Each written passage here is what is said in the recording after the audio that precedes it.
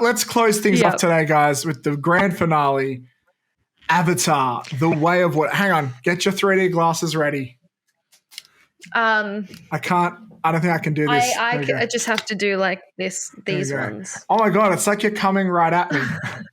I saw this with Jesse, and as we discussed earlier, 80, you were a trooper for seeing this at 9 a.m. for the podcast. But I have to ask you, did you see it in 3D the way James Cameron originally intended? Now, I just want you to remain calm. Because I saw it at 9. Get out! No, I'm kidding. You are fired from this podcast. Look. To be fair, I was surprised there weren't a lot of sessions in 3D. I had to do some looking. It wasn't easy to find a session at the right time in 3D. Thank you very much. My only option at 9 a.m. in both cinemas was standard. So I literally had no choice. I might see it again because my sister wants to see it. So if she goes, she'll definitely want to see it in 3D.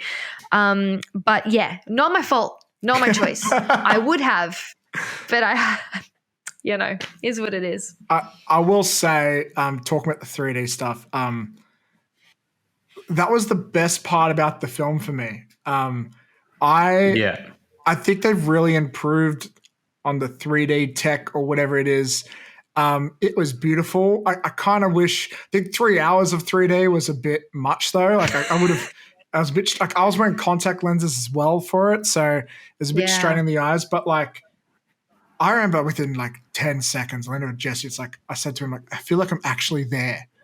You know, like it's, like, I've even said about VR and stuff before, but like, it's like, I was so immersed in it, and it makes it more immersive. Yeah, and the other thing they did with this film, I don't know if you picked up on it, is they played around frame rate a bit. So some scenes are in 60 frames per second, some are in like the traditional 24, and I think that really went well with the 3D. Although I do think whenever they switch between it, as someone who plays a lot of video games who notices these things, that was a bit jarring for me. But I feel like most people won't. Would I have noticed that? Do you think? Would you notice it in standard or more in 3D? Ooh, yeah, I think you would. I more in standard. I think it both. Oh, yeah, I don't know if that would have changed. Because you got the 3D glasses on, right? Yeah, if you didn't pick up on it, you probably. I didn't pick up on it. Apparently, most people don't, so that's good. It's not like that Hobbit movie where people were like getting headaches from it and stuff. I picked up on it in the Hobbit movie, but I didn't really pick up on it in this movie. They only did it in like certain shots, and I think a lot of time was like when they were like, this shot has to be really beautiful. But there was sometimes when they'll switch back and forth between it, and that's when I really noticed it. So I didn't always notice it, but overall, it's a really beautiful film. Part of me is I've never seen a 4DX film, so I'm tempted to go back to see it in 4DX, but I don't know if I could do it. It's a long-ass movie. But like James Cameron said, because I don't mind if you get up to go to a bathroom break, because I know you'll be back to watch it a second time, which is the cockiest fucking way I've ever heard of rating a film. Oh, my God. But good for you for having confidence. Let's get into it, though. 80, since fresh off your back, what are your overall thoughts on Avatar: The Way of Water? All right. Look, I already wasn't super excited. It's only been 12 years or something like that of waiting for this. So the hype 13. Hype kinda wasn't there for me. So I went in extremely neutral. How old were we back then? So if I'm 29 now, I was 16, okay? 16. We had never seen that kind of stuff before. Wowza. By this point, I'm like, I wasn't even really that keen on seeing it, to be honest. Pros, yes, visually beautiful. Like, perfect, right? Like, so stunning. That's probably my main pro. I was underwhelmed with the script. For me, it wasn't anything we haven't seen before in 98% of films. Oh, we're enjoying Mother Nature. Oh, humans are bad for Mother Nature. Oh, better defeat the humans, and we're back to harmony in Mother Nature. That was essentially like the script, and the characters. It was cool seeing a new look on a different tribe. Like, I thought that was interesting, but I didn't. For me, the things I connected to the most were actually the scenes between the sun and the whale. I found those like so much more connective and interesting than everything else that I saw. I would have happily watched him go on some adventure with the outcast whale. That to me would have been like 1,000 times more interesting. And just like seeing how creatively they came up with new and exciting creatures and things like that. Loved that. Everything else to me was like, oh, I've seen this before. There's not really any stakes for me here. I just got more attached to the animals than anything else. So I don't know. That was it for me. Like, beautiful, stunning artwork with a very basic plot, I suppose. Yeah. Look, let me touch on some of that before I throw to Jesse, because I feel like we could repeat each other a bit. But I said this to Jesse after the movie, and I think I put it on TikTok.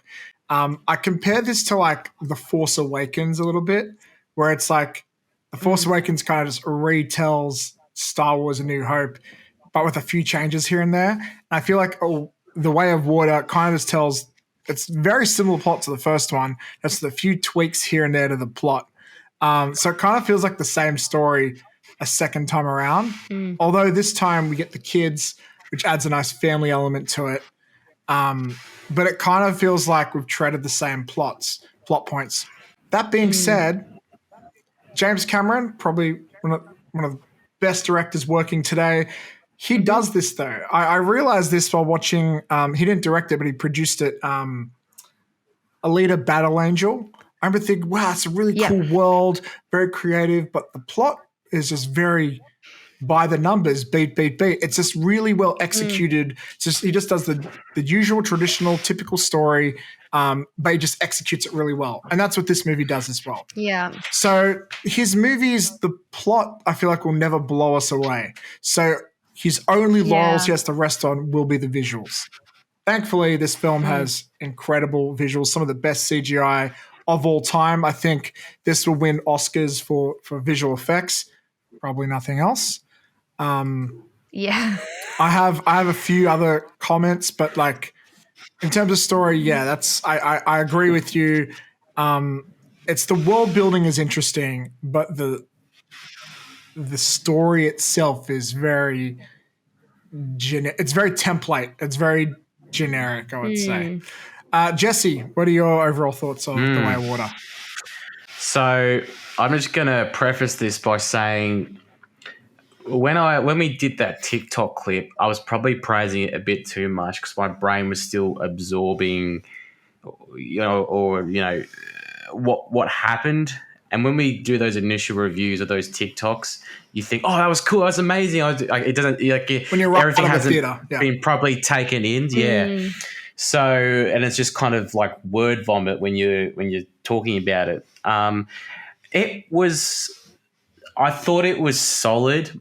I didn't think it was great. Of course, like you both said, the visuals are obviously the main highlight, which as great as it was, like it had been 13 years since I put on a pair of 3D glasses to watch a movie. Yeah. Which was weird. But the thing is, like, I said the exact same thing about the first movie when it came out. I'm like, yeah, it looks fantastic, but the plot is just kind of a bit paper thin. And also, I'd say this: the problem I have with the Avatar world, or the Pandora, or whatever, is compared to other sci-fi type worlds and films, or whatever you want to call it, I just don't find Pandora that interesting. I just don't think it's that interesting of a world. I think it's very similar to Earth. It's just not a lot of, I don't know. It just the world just doesn't really the world just doesn't really appeal to me. I just don't find it that engaging. I still enjoyed the film, but to me, it was kind of like, if you enjoyed the first Avatar, you'll like this movie.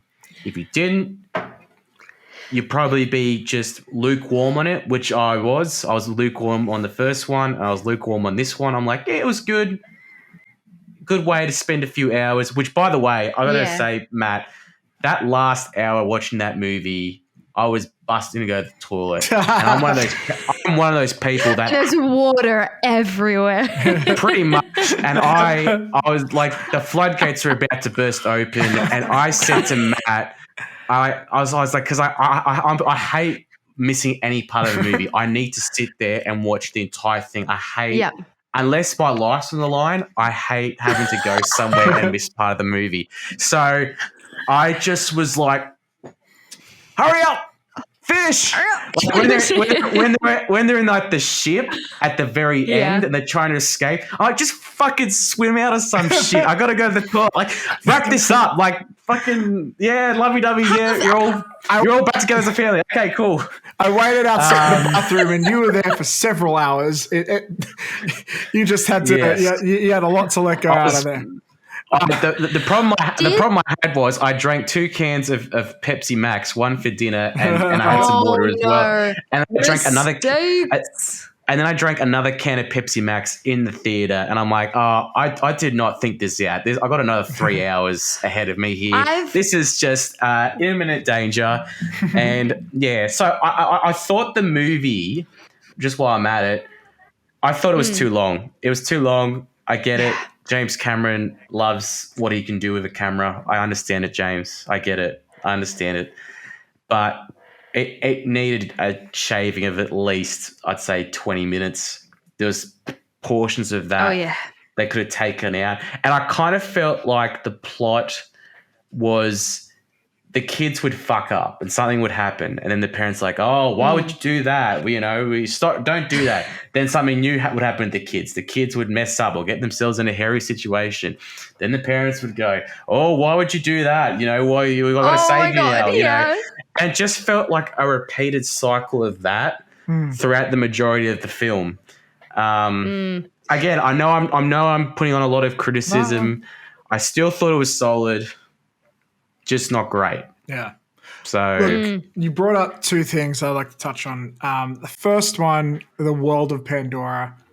I agree with you, man. I feel like it's I like Avatar as a franchise, but I think a lot of people like it, but I don't think many people are going to love it because when you compare this to other sci-fi worlds, it's got less originality going for it.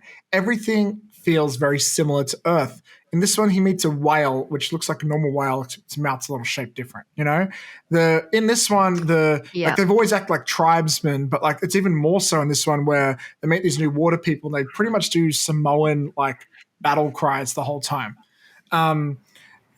There's no equivalent of a lightsaber. There's no equivalent of a sorting hat or some other iconic things, and because all the characters, they've taken this realistic approach to the alien species, so everyone just kind of looks the same. Like occasionally some of them might have a scar here or there or a slightly different haircut, but they look too similar.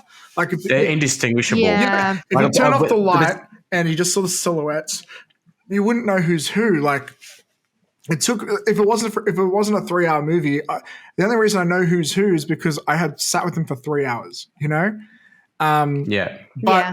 they don't have the equivalent of a Darth Vader. But I do like in the sequel, they brought back the previous villain. Quartridge, and he's a good villain. So he's a good villain. So I was glad they brought him back as well. Yeah, look, I still think he's a little forgettable. He's basically like the leader of the soldiers from that. Remember that movie, Small Soldiers, Toy Soldiers, whatever it was. We fight the Gorgonites. He reminds me of that dude. Major Brick Hazard. That's right. Yes. Reminds me of Major Brick so Hazard. On the money with that. Yeah. I fully agree. I was thinking like there's somebody that you're making me think of, but I couldn't pinpoint it. That was it. It's this guy from Small Soldiers that that guy. Yep. But Yep. yeah, look, I feel like there's just not enough iconic designs that are memorable that make them stand out from each other, unfortunately, which is why it's cool they made a new tribe that have a different color skin, a little bit, it's still another, just a different shade of blue, but at least it's something different. And I feel like that's what's preventing this from being a Star Wars or something. There was one scene where they were on the back of these alien birds with machine guns shooting each other. And I was saying, okay, this is like an interesting take on like a dog fight, like an X-Wing thing. If we had more of that, maybe this could be their unique thing. But there's not a lot of, in marketing, they have that saying, what is it? It's, unique sellable point or something. Basically, it's like a selling like point. your niche. Yeah, it's like the things that make you stand out. Your back of the box features, and Avatar doesn't have a lot of those other than it looks beautiful. And the disadvantage of that is in 20 years' time, they may not look beautiful anymore, so they may fade to obscurity. But we'll see. Like it was also a significant period of time between the first ones because it almost feels like, why do we care? Well, and I'm saying that in the nicest way possible. Yeah, I feel like if the first one was revolutionary because of the storytelling characters, we would care. But because it was only because of 3D glasses, we don't. But I feel like this is a good chance because this movie felt like it was meant to remind us what Avatar was. That's why it feels like a retreading of the first one. So now, since the new ones are going to come out more consistently, James Cameron has an opportunity to go crazy with the next ones and to try new things and make it a little less from the template. Because if they're all just copy and paste of these last two, we're going to have a problem for the franchise. I have one more comment to make on something you said, and that's how you said it was too long, much like this podcast. Yes. This one's going to be long too. We're not done though, guys. This is probably our longest episode ever, so that's kind of exciting. But whenever I hear a movie is going to be 3 hours, this is what I think nowadays. It's a bad filmmaker directing it because the first thing they teach you in screenwriting is kill your darlings. First thing they tell you about being stand-up comedian is make your jokes shorter. But usually it's not the fact that it's a bad director. The real thing I think of most of the time is this is a marketing tactic because James Cameron started with Titanic. It was a 3-hour movie that's put on 2 videos. So everyone was like, I'm going to get more value for my money. Nowadays, it feels like every big blockbuster has to be 3 hours long. So people feel like it's worth their money. And so you watch a lot of these and you go, that could have been shorter. And that's because it could have. There's a lot of filler. There's a lot of the slow breadcrumbs, and it doesn't have to be. This movie could have been 2 hours. It probably could have been an hour 45, Agreed. I think that's probably stretching it. I'd say 2 hours. 2 hours. 15 minutes. 2 hours still. But like that last action sequence going for like at least 45 minutes. Like they had multiple fights on the same boat. They could have just went to the boat, fought each other at the end. Like they could have. It was exciting. I'm glad they didn't because it was exciting. It was great to watch. It was entertaining. Yeah. But from a story basis, you could have cut a lot of that out. But I still liked it. Yeah, I mean, look, I didn't hate it. I enjoyed it. It was a solid sequel. Just wasn't, anything to write home about. Yeah, I do think it's hard to capture lightning in the bottle twice. This reminds me of the first time I saw Deadpool 2 or Guardians of the Galaxy 2, where it's like, this is a great movie, but it's not as special as the first one because it's not the first one, So the next few Avatar films are going to have to take some really big leaps to have interesting things about them other than this movie is really expensive and we have great CGI. Like they're going to need... And it looks nice. Yeah, they're going to need some big new element like a new character, a new celebrity character coming in, a new location. Like if this one's the water one, maybe the next one's the sky one or something. Maybe they go to a lava planet. I think they are the sky people though. Yeah, well, not the military sky people, but different. Yeah. Like they're the sky people of the Na'vi, if that makes sense. They've got to have a new location. Elements. Maybe they go to a volcanic part of the country or the island, or maybe they go.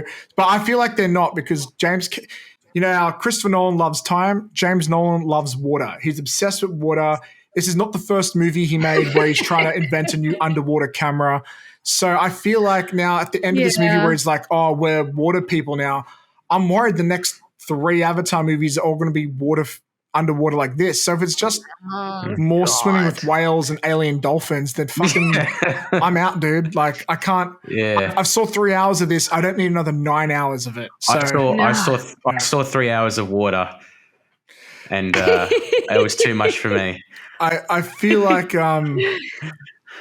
I feel like there's a famous quote there's an IGN reviewer. They're reviewing a Pokemon game, and one of the negatives was too much water, and they got memed to death for complaining about too much water in a Pokemon game. Funny as hell. But I feel like that Avatar: The Way of Water. Cons: too much water. But no, it's fine. It's a good movie, but for a studio to bank so much money on creating 3 sequels or 4 sequels to a franchise this big, off IP, which isn't that interesting. Yeah, it's wild. But look, at least and this movie has to make like $2 billion, $3 billion, something like that, or something to make its money, which is like the most. It's like the third or fourth or something like that most like highest grossing film of all time, and I highly doubt even the first. I think the first weekend it got like 400 something million, which was lower than it was forecast. Like I don't think it'll get anywhere near. The thing is that so the first one broke records at the time. It got like 700 million, but unlike other films where it makes most of its money the first weekend, it made it slowly over time because word of mouth was so good. This one won't have as good of word of mouth. No. But I think they'll make their money back, but it might not be through the movie. It'll be through like licensing their special 3D cameras out and other shit that they created. And they can move the money around to these sequels and stuff. So I think James Cameron isn't going to have any tears shed. Yeah, unless it's not a huge commercial flop. So yeah, they don't have to make their money back straight away for it to be a success. Don't forget, a lot of people don't realize this. Avatar had its own theme park, and it's had it for almost 10 years. So that theme park. Oh my God, I forget about that. Yeah, it looks terrible, but now they finally have more source material to pull from. So maybe their theme park will come slightly less shit. So we'll see. Any other thoughts or comments before we wrap this up for Avatar? Nope. Nah, not really. Hopefully it doesn't take another 12 years, 13 years. No. It's just too long. All right, well, guys, ladies and gentlemen, that is it for us here today at Upcoming Attractions.